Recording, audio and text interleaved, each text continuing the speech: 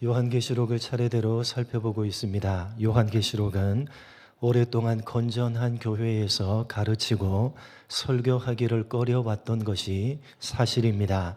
그 이유는 요한계시록의 내용이 여러 가지 상징들과 비유들로 되어져 있어서 해석하기가 매우 난해할 뿐만 아니라 많은 이단들이 자신들의 이단 사상을 합리화시키기 위해서 마치 자신들의 전유물인 것처럼 계시록을 이용해 왔기 때문입니다. 그러나 이 요한계시록은 하나님께서 성경 66권에 포함시켜서 예수를 믿는 모든 사람들에게 주신 말씀임을 기억해야만 합니다. 성경의 다른 책들과 마찬가지로 우리가 읽어야 하고 해석해야 하고 들어야 할 말씀으로 주신 것입니다. 이 요한계시록을 대할 때에 우리가 가지고 있는 조금 잘못된 경향이 있는데, 그것은 이 계시록을 성경의 다른 내용들과는 다르게 대단히 특별하고 신비한 책으로 생각하는 경향입니다. 다른 65권의 성경과는 달리 대단히 중요하고 신비로운 내용을 담고 있는 것으로 이 요한계시록을 생각하는 것은 너무나도 큰 잘못입니다. 계시록을 포함한 성경 66권 전체가 동일한 하나님의 말씀입니다. 똑같이 중요한 내용을 담고 있고 똑같이 신비한 내용을 담고 있는 것이지, 계시록만 특별하게 중요하고 신비한 내용을 담고 있는 것이 아니라는 사실을 우리는 명심해야만 할 것입니다. 대부분의 이단들은 이 요한계시록을 특별한 책으로 취급을 합니다. 그래서 이단들은 다른 성경들과 계시록을 구별합니다. 성경의 다른 내용과는 다르게 계시록이 무슨 특별하고 신비한 내용을 담고 있는 것처럼 이야기를 하면서 계시록만을 설교한다든지 아니면 주로 계시록의 내용을 중점적으로 강조하고 가르치는 것은 모든 이단들이 가지고 있는 공통된 특징입니다. 여러분 말씀드렸듯이 그동안 건전한 교회들이 이 요한계시록을 너무나도 등한시했던 것이 사실입니다. 그래서 반성을 해야 합니다. 우리는 계시록을 읽어야만 하고 해석해야만 하고 설교해야만 하고 또 들어야만 합니다.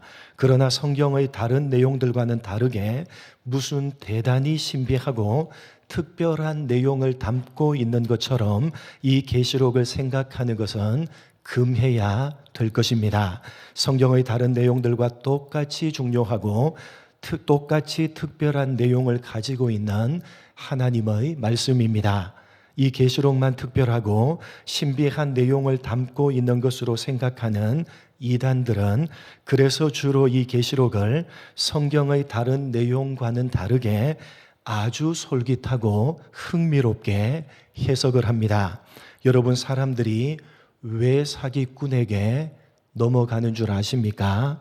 제가 예전에 섬겼던 교회에 사기를 당하신 집사님이 계셨는데 전혀 그럴 만한 분이 아니셨습니다. 서울에 있는 좋은 대학을 나오신 엘리트십니다. 그런데 사기꾼에게 넘어가서 수천만 원을 날려버린 것입니다. 그분이 하시는 말씀이 안 속아 넘어갈 수가 없다는 것입니다. 얼마나 말을 잘하는지, 그 하는 말이 얼마나 귀를 솔깃하게 하고 흥미롭게 하는지 자신도 모르는 사이에 그냥 그만 빠져들고 말았다는 것입니다. 여러분 조심하셔야 됩니다.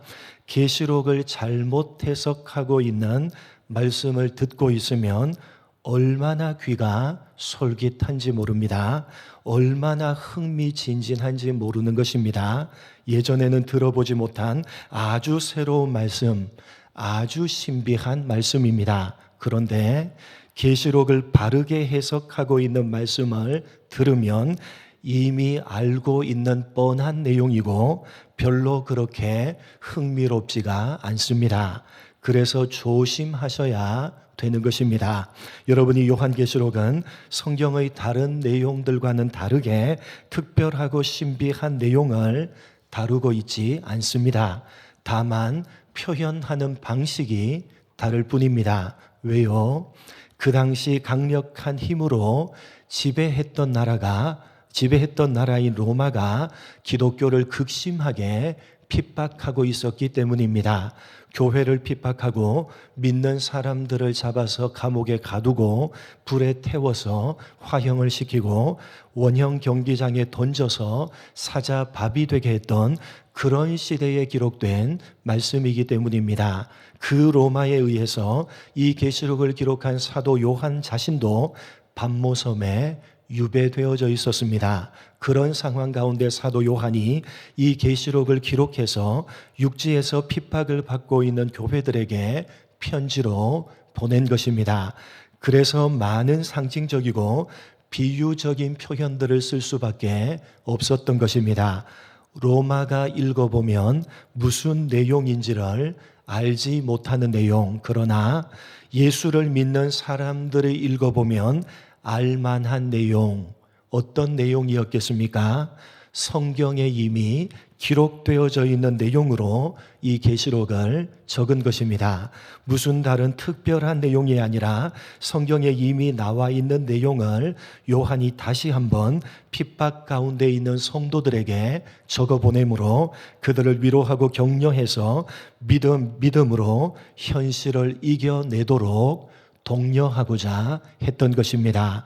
이렇게 무슨 다른 특별한 내용이 아니라 성경 전체가 강조하고 있는 내용들을 다시 한번 상기시키고 있는 것, 그것이 바로 우리가 살펴보고 있는 요한 계시록입니다. 사도 요한은 먼저 7인으로 봉하여진 두루마리를 펼치는 것으로 종말, 즉 그 당시에 일어나고 있었던 일들이요, 예수님께서 재림하시기 전까지 이 세상에 일어날 일들에 대해서 말씀하십니다. 적 그리스도가 나타나게 될 것이고 전쟁이 끊이지 않을 것이며 경제적인 문제가 대두될 것이고 각종 전염병으로 많은 사람들이 죽게 될 것입니다. 그리고 결국 마지막에는 하나님께서 우리가 살고 있는 이 우주 만물을 심판하여 없애버리실 것입니다. 계시록 6장 17절 18절 두 절 말씀 함께 읽어보겠습니다. 같이 읽겠습니다. 시작.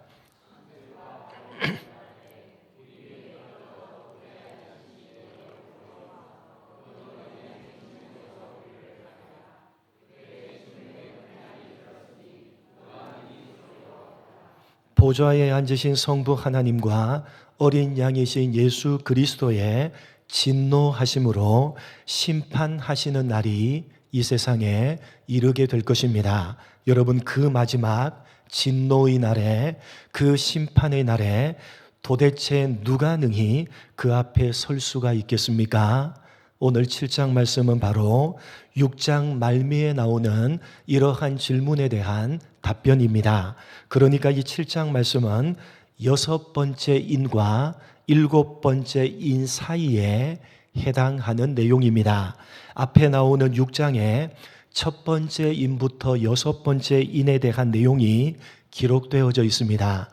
여러분, 7장은 7번째 인의 내용이 아니라 7번째 인에 대한 내용은 8장에 등장합니다. 8장 1절 말씀 한번 읽어보겠습니다. 8장 1절 같이 읽겠습니다. 시작.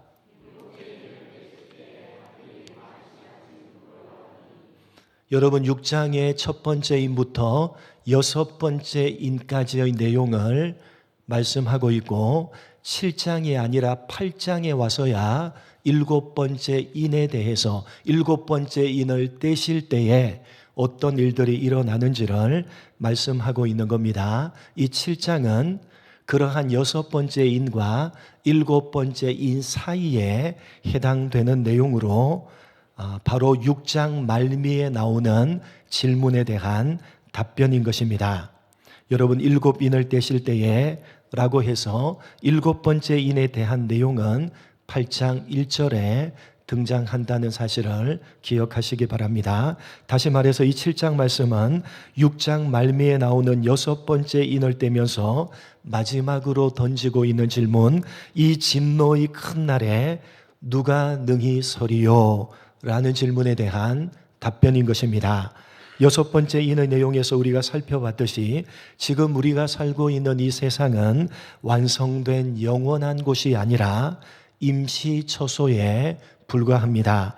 그래서 하나님께서 영원한 새하늘과 새 땅이 완성이 되면 우리가 살고 있는 임시처소인 이 세상을 심판하실 것입니다. 바로 그때 하나님께서 새하늘과 새 땅을 완성시키시고 예수님을 다시 세상에 보내사 이 세상을 심판하시는 그때에 그 앞에 설 자가 누구냐?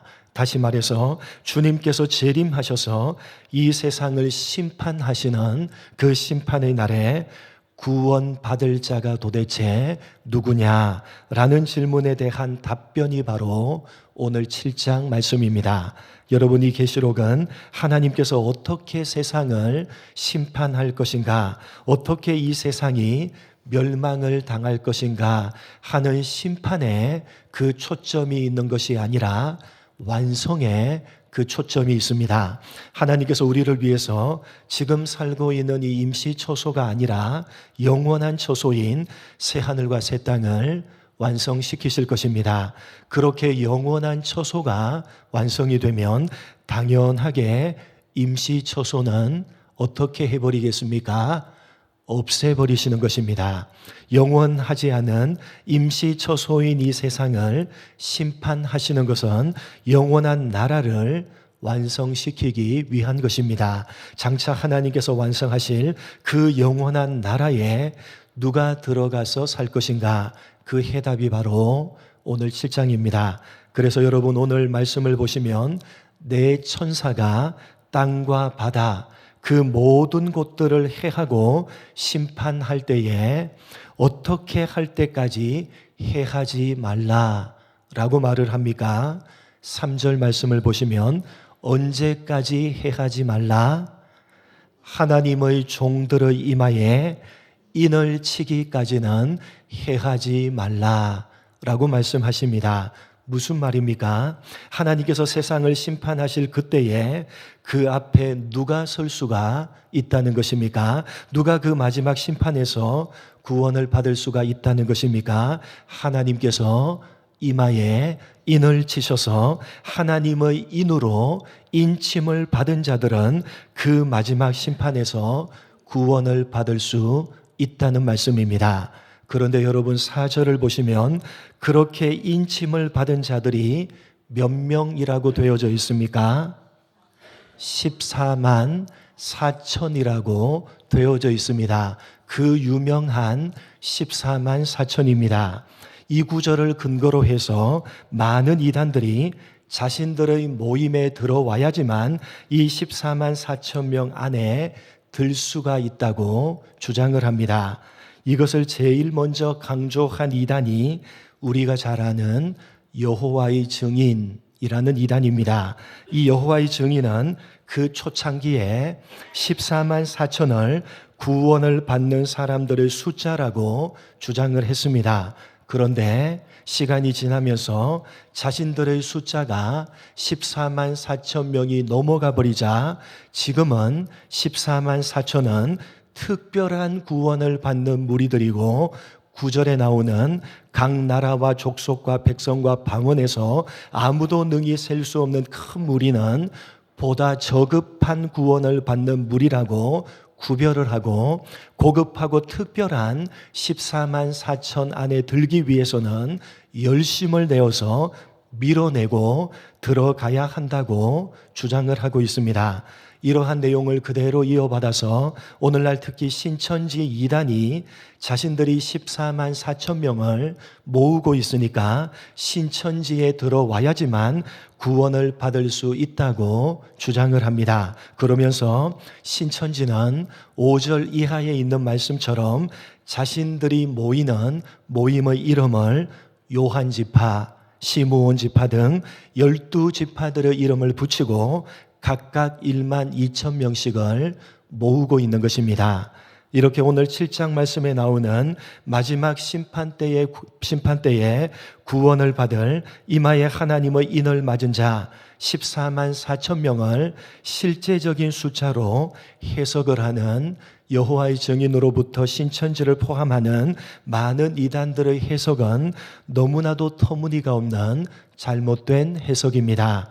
이단들이 주장을 하듯이 여기 14만 4천 명이 실제적인 숫자라면 많은 문제들이 발생합니다. 먼저 여러분 성경 어디를 보더라도 구원을 받는 사람들의 숫자를 제한한 곳은 단 한 곳도 없습니다. 예수를 믿는 모든 사람들이 구원을 받는 것이지 그 숫자를 14만 4천 그것도 각 지파별로 1만 2천 명씩을 제한한다는 것은 성경 전체의 가르침과는 전혀 맞지가 않습니다. 또한 14만 4천을 실제적인 숫자로 이해한다면 여기 7장에서 구원함을 받은 사람들을 가리키는 이마에 하나님의 인을 맞은 사람도 실제적으로 이마에 인을 맞아야 하고 12지파 가운데 1만 2천 명씩이니까 신천지처럼 그냥 아무 이름이나 갖다 붙여서 만들어서는 안 되고 실제로 이스라엘의 12지파에서 각각 1만 2천 명씩 1만 2천 명이 구원을 받아야 합니다. 여러분 무슨 말인지 이해가 되십니까? 여기 7장에 많은 표현들이 나오는데 14만 4천만 실제적인 것이고 다른 표현들은 실제적인 것이 아니라 상징적인 것이라면 말이 됩니까? 되지 않습니까? 말이 안 되는 것 아닙니까? 상징이면 다 상징이다 라고 해야지 맞고 실제면 다 실제여야지 자신들이 편리한 대로 14만 4천만 실제적이고 다른 것들은 상징이다 라고 주장하는 것은 말이 안 되는 억지 주장입니다. 그렇기 때문에 7장에 나오는 마지막 심판 때에 구원을 받는 사람을 표현하는 14만 4천은 실제적인 숫자가 아니라 요한계시록이 그러하듯이 상징적인 숫자입니다. 여러분 이마에 하나님의 인을 맞은 사람이라는 표현이 실제로 이마에 인을 맞았다는 것이 아니라 예수를 믿는 사람들을 상징하는 표현이듯이 14만 4천도 구원을 받은 사람들을 상징하는 숫자인 것입니다. 그렇다면 왜 여기에 이스라엘의 12지파가 등장하는 것입니까? 그것은 이스라엘 12지파는 누구를 상징하는 표현입니까? 여러분 구약 시대에 구원함을 받은 하나님의 백성들은 누굽니까? 이스라엘 백성들 아닙니까? 그 이스라엘 백성들이 12지파로 구성되어 있기 때문에 여기 구원을 받은 하나님의 백성들을 상징하는 표현으로 12지파가 등장하고 있는 것입니다. 그러면 여기 14만 4천이라는 숫자는 어떻게 나오게 된 상징적인 숫자냐? 여러분 구약 시대에 하나님의 백성들을 상징하는 숫자는 몇입니까? 구약의 하나님의 백성들을 상징하는 숫자 좀 전에 말씀드렸죠. 이스라엘 백성들이고 이스라엘 백성들은 몇 지파로 되어져 있죠? 12지파로 되어져 있으니까 구약 시대에 구원함을 받은 하나님의 백성들을 상징하는 숫자는 12라는 숫자입니다. 그러면 신약 시대에 하나님의 백성들을 상징하는 숫자는 몇입니까? 역시 12입니다. 누구를 가리키는 겁니까? 대표하는 12사도들을, 12제자들을 가리키는 것입니다. 그러니까 14만 4천이라는 이 상징적인 숫자는 구약 시대의 하나님의 백성들을 상징하는 숫자 12, 그리고 신약 시대에 하나님의 백성들을 상징하는 숫자 11을 어떻게 한 것입니까? 곱하면 몇이 되죠? 12 곱하기 12 몇이 되죠? 144가 되죠. 그 144에다가 무수히 많다라는 의미를 담아서 상징적인 숫자인 1000을 곱한 것입니다. 그러니까 구약의 하나님의 백성들을 상징하는 숫자 12 곱하기 신약의 하나님의 백성들을 상징하는 숫자 12 144에다가 하나님의 백성들이 무수히 많다 1000을 곱하게 되면 여기 계시록에 나오는 14만 4천이라는 숫자가 나오는 것입니다. 무슨 의미입니까? 구약 시대와 신약 시대, 전 시대를 통틀어서 구원함을 받은 하나님의 백성들이 무수히 많다라는 의미로 14만 4천이라는 상징적인 숫자를 계시록이 사용하고 있는 것입니다. 그래서 여러분, 이마에 하나님의 인을 맞은 이 14만 4천이 뒤에 9절에 가시면 어떻게 표현되어져 있습니까? 9절 말씀 한번 읽어보겠습니다. 이 14만 4천이 뒤에 가면 이렇게 표현됩니다. 9절 같이 읽겠습니다. 시작.